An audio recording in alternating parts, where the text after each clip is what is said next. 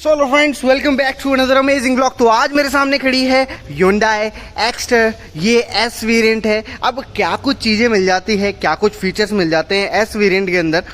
अब ये जो वेरिएंट है ना, काफ़ी ज़्यादा वैल्यू फॉर मनी वेरिएंट है। अब मैं ऐसा क्यों कह रहा हूँ, क्योंकि थोड़े कम प्राइस में आपको जो है एक अमेजिंग फीचर्स के साथ एक अमेजिंग माइक्रो एसयूवी मिल जाती है। तो आज मैं उसके बारे में बात करूंगा। फर्स्ट ऑफ ऑल, वहीं अगर आप की बात करते हैं तो की कुछ इस तरीके की आपको मिल जाती है, लॉक अनलॉक और ये बूट के लिए मिल जाता है, फ्लिप की मिलती है। और वहीं अगर आप सेकेंडरी की बात करते हैं तो सेकेंडरी की थोड़ी सी अलग आपको मिल जाती है, जो नॉर्मल जो की है वैसी मिल जाती है। बाकी की काफ़ी शानदार रहती है Hyundai की। अब गाड़ी के अंदर क्या कुछ चीज़ें मिल जाती है, पहले तो आप खुद ही देख पा रहे होंगे कि इसके अंदर DRLs आते हैं भाई, टॉप मॉडल की तरह। और वेरिएंट में हम क्या देखते हैं कि यार एस वेरिएंट है तो उसके अंदर जो है DRLs वगैरह जो चीज़ें होती हैं वो थोड़ी सी कम होती है या देते ही नहीं है लोग। वो सारी चीज़ें इसके अंदर नहीं है। इसके अंदर DRLs प्रॉपर दिए गए हैं। अब बात कर लेते हैं चीज़ें क्या है। फर्स्ट ऑफ ऑल, ये जो सामने की यूनिट है ना, ये प्रॉपर जो है एकदम टॉप मॉडल वाली है। वहीं नीचे की बात करते हैं तो ये बिल्कुल जो है हाइलोजन बेस्ड आपको ये नीचे की लाइट यूनिट मिल जाती है। पियानो ब्लैक फिनिश, एक्स्टर की बैजिंग, Hyundai एक्स्टर जो काफ़ी शानदार लग रही है देखने में। वाइट कलर में जो अमेजिंग लुक आ रहा है इस गाड़ी का, काफ़ी सही लग रहा है बेसिकली मेरे को। वहीं अगर आप स्किड प्लेट देखते हैं तो काफ़ी सही लग रही है स्किड प्लेट। मेरे को पर्सनली कोई शिकायत नहीं है इसकी स्किड प्लेट से, सही लग रही है। मतलब डुअल कॉम्बिनेशन में। और टॉप मॉडल जो है ना वो भी सेम ही मिलता है आपको कुछ इसी तरीके का। बस फेंडर पे इंडिकेटर मिल जाता है, ये थोड़ा सा जो है यहाँ हो गया, बाकी यहाँ भी हो सकता था, बट स्टिल ये काफ़ी सही है। बाकी इसको आप मैनुअल ही जो है फोल्ड कर सकते हैं, बाकी एडजस्ट ये ऑटोमेटिक ये इलेक्ट्रॉनिक तरीके से हो जाएगा।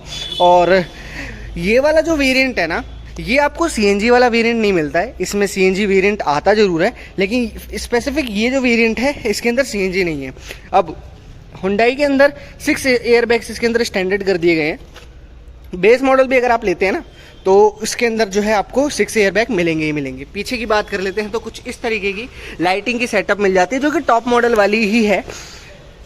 ये जो बीच का पार्ट है पियानो ब्लैक फिनिश में मिल जाता है। नीचे आपको जो है हाइलोजन बेस्ड आपको नंबर प्लेट के ऊपर जो है लाइटिंग मिल जाती है। और नीचे की जो पूरी प्रोफाइल है ना, बिल्कुल ही as it is top end model वाली ही रखी गई है। तो पीछे का सेटअप कुछ इसी तरीके का है। ऊपर एक नॉर्मल एंटीना मिल जाता है। अब इसके अंदर जो है रूफ रेल्स नहीं आते हैं, और एक पीछे टॉप मॉडल में कुछ इस तरीके का पार्ट आता है, वो इसके अंदर ये नहीं यूज़ किया गया है। वाइफर डिफॉगर नहीं है, बट स्टिल ये जो ग्लास है काफ़ी बड़ा और वाइड दिया हुआ है। अंदर पार्शल ट्रे भी ऑफर की गई है, तो ये चीज़ काफ़ी अच्छी है। अब एक बार टायर साइज़ बता देता हूँ आपको, टायर साइज़ किस टाइप का मिल जाता है। तो टायर साइज़ आपको जो इसके अंदर मिलता है, अपोलो का टायर इसके अंदर ऑफर किया गया है। वहीं अगर आप सेक्शन की बात करते हैं 165/70 R 14 इंचज़ का जो है ये स्टील रिम मिल जाता है, जिसके ऊपर एक आपको एक व्हील कवर की जो है पूरी ट्रीटमेंट मिल जाता है। मतलब बेसिकली व्हील कवर लगे हुए हैं, है ना। तो कुछ इस तरीके की चीज़ें हैं। अब चलते हैं इंटीरियर में। फ्रंट डोर ट्रिम की बात कर लेते हैं तो एक इस टाइप की डोर ट्रिम आपको इसके अंदर ऑफर की गई है। अब देखने में बिल्कुल ही ब्लैक कलर की दी गई है। वहाँ की बात करते हैं डोर ट्रिम उस साइड की, तो आपको कुछ अलग टाइप की डोर ट्रिम इसके अंदर ऑफर की गई है। बेसिकली इसके अंदर जो है कुछ फीचर्स ऐड कर दिए गए हैं, जैसे लॉक अनलॉक का, मिरर एडजस्टमेंट। और वहीं अगर आप फ्रंट विंडो की बात करते हैं ड्राइवर साइड, तो ऑटो डाउन फंक्शन के साथ आता है, बट अब आपको जो है बार बार जो है दबा के करना पड़ेगा। और वहीं अगर आप बात करते हैं इस एरिया की, तो यहाँ से आप पीछे वाले डोर के जो है विंडोज़ के पावर बटन लॉक कर सकते हैं। बाकी ये आपको लॉक अनलॉक और ड्राइवर ओपन के लिए मिल जाता है। अब चलते हैं इंटीरियर में। इंटीरियर की बात कर लेते हैं तो कुछ इस तरीके का इंटीरियर मिल जाता है, देखने में काफ़ी सही लग रहा है। अब जो इंटीरियर में चेंजेस किए गए हैं, क्रूज कंट्रोल मिस कर दिया गया है, और ऑटोमेटिक हेडलैम्प्स नहीं है, और नॉर्मल जो चीज़ें आपको इसके अंदर मिलती है, बेसिक चीज़ें, वो इसके अंदर मिल जाएगी। वहीं अगर आप इसके इंस्ट्रूमेंट क्लस्टर की बात करते हैं तो कुछ इस तरीके का जो है पूरा इंटरफेस आपको इसका क्लस्टर का मिल जाएगा। और कुछ इसके अंदर आप सेटिंग्स भी कर सकते हैं। टायर प्रेशर मॉनिटरिंग भी आपको इसके अंदर मिल जाता है, जो कि स्टैंडर्ड है। और करंट ट्रिप भी आपको इसके अंदर बताएगा कितनी ट्रिप हो चुकी है। अब बाकी ये एरिया अगर आप देखेंगे तो ये आपका जो है किलोमीटर पर आवर दिखाता है, ये आपका जो है RPM बताता है। यहाँ फ्यूल लेड मिलता है, बाकी हीट गेज आपको यहाँ मिल जाता है। बाकी सारी वार्निंग आपको सारी इसके अंदर शो होगी, जो कि काफ़ी सही चीज़ है। अब ये जो पूरा क्लस्टर है ना, अब मैंडेटरी कर दिया है। Basically mandatory in the sense कि होंडाई ने खुद से ही जो है ये क्लस्टर, अब जो इनकी मिड रेंज वाली गाड़ियां हैं या फिर अफोर्डेबल व्हीकल है, सब में ये जो है मतलब डाल दिया गया है। वहीं अगर आप क्रेटा देखेंगे, थोड़ी सी एक्सपेंसिव वाली अगर क्रेटा एल्काजार देखेंगे तो थोड़ा सा अलग क्लस्टर इन दोनों गाड़ियों के अंदर मिल जाता है। बाकी जो नॉर्मल हैचबैक है या फिर इनकी सेडान्स है, उनमें इसी टाइप का क्लस्टर मिलता है। इवन वेन्यू में भी यही क्लस्टर आपको मिलता है। बाकी वहीं अगर आप बात करेंगे तो कुछ इस तरीके का डिस्प्ले मिल जाता है। एज यूजुअल सेम ही रखा गया है, और आपको तो पता ही है यूआई इनका काफ़ी ज़्यादा एक अमेजिंग इंटरफेस के साथ मिल जाता है आपको। और फीचर्स इसके अंदर फीचर लोडेड आपको ही मिल जाता है।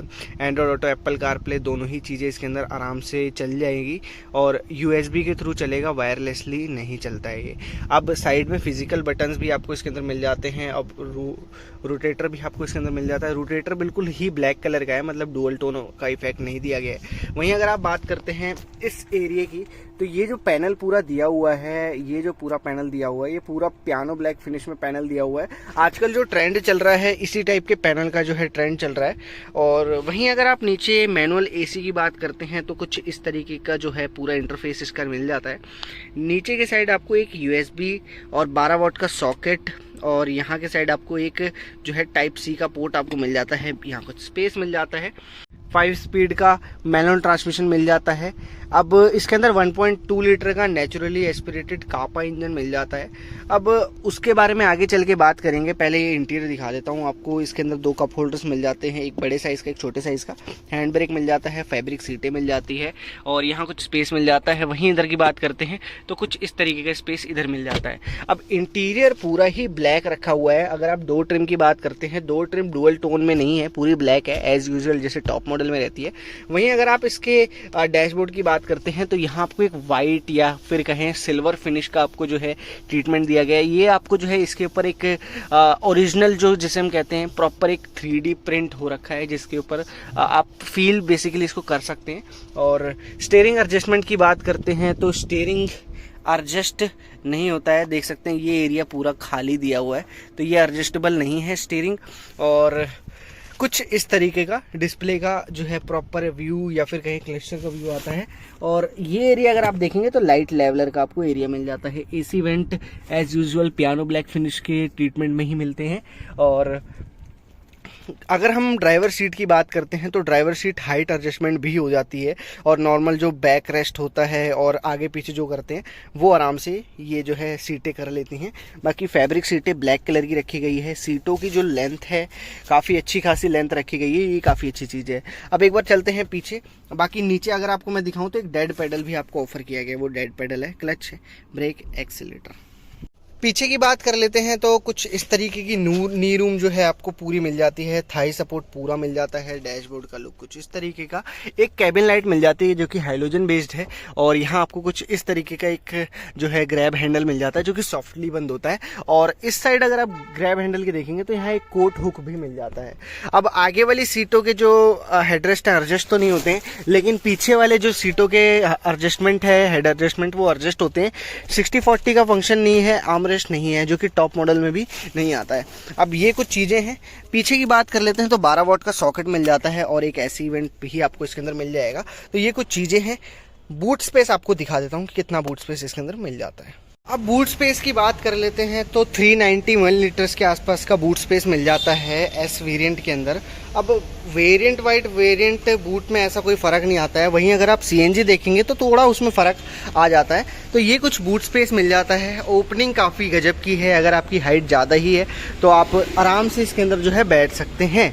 बाकी इसको मैंने बंद भी कर दिया। अब एक बार इंजन स्पेसिफिकेशन जान लेते हैं। इंजन स्पेसिफिकेशंस की बात कर लेते हैं तो इंजन स्पेसिफिकेशंस में आपको जो इसके अंदर चीज़ें मिल जाती है तो ये 81 bhp आपको निकाल के देता है। 1200 सीसी का नेचुरली एस्पिरेटेड कापा इंजन जो आपको मिलता है हुंडई का पेट्रोल, तो 81.80 bhp आपको निकाल के देगा। और टॉर्क की बात करते हैं लगभग 113 Nm का टॉर्क ये आपको निकाल के देगा।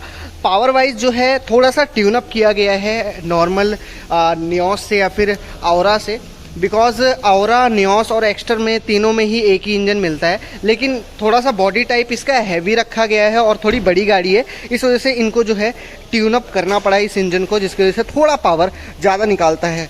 As compare to Nios Aura. अब ये 4 सिलेंडर इंजन है जिसकी वजह से थोड़ी पावर आपको सही मिलती है। एवरेज की बात करते हैं तो एवरेज भी काफ़ी गजब की निकाल के देती है। अराउंड 17 की एवरेज जो है टेस्टेड की गई है Hyundai के थ्रू, तो 17 की एवरेज ये आपको नॉर्मली निकाल के देगी। बाकी इससे ऊपर भी निकाल सकती है क्योंकि Hyundai के जो इंजन है काफ़ी रिफाइंड और जो एक ओवरऑल क्वालिटी है इनके इंजन की काफ़ी अच्छी रहती है। तो जी ये कुछ था रिव्यू Hyundai एक्स्टर। अब मेरे अकॉर्डिंग एक्स्टर एस वेरिएंट लेना ज़्यादा प्रेफरेबल रहेगा। और अगर आपकी रनिंग थोड़ी कम है तो आप पेट्रोल ले सकते हैं, अगर आपकी रनिंग थोड़ी ज़्यादा है तो आप सीएनजी वेरिएंट ले सकते हैं क्योंकि सीएनजी वेरिएंट में थोड़ी और अच्छी माइलेज निकल जाती है और आपकी रनिंग के अकॉर्डिंग वो गाड़ी सेट बैठ जाएगी। वहीं अगर आपकी रनिंग थोड़ी कम है, अगर आपका मतलब 5-6 किलोमीटर ही है डे की रनिंग, तो आप पेट्रोल ले सकते हैं जिसके अंदर बूट स्पेस भी काफ़ी कमाल का मिल जाता है। अब आप इसका ऑन रोड प्राइस अगर आप जानना चाहते हैं तो आप जाके डिस्क्रिप्शन में चेकआउट जरूर कर सकते हैं। बाकी अगर आपको ये वीडियो अच्छी लगी तो प्लीज़ लाइक कर देना, शेयर कर देना, सब्सक्राइब भी जरूर से जरूर कर देना। Thanks for watching this video.